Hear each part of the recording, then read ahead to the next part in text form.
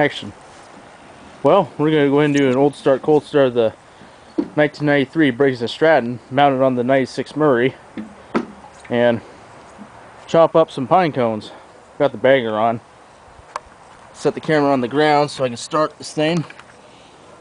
Just primed it.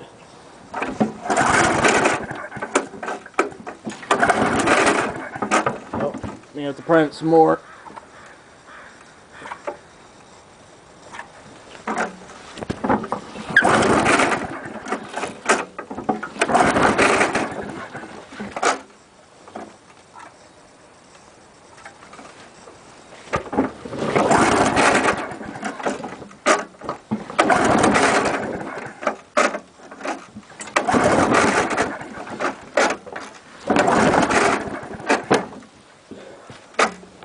And starter sticking.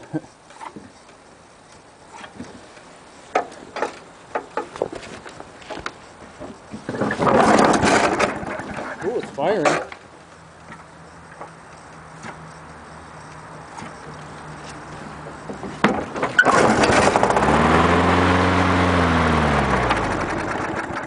Oh, darn.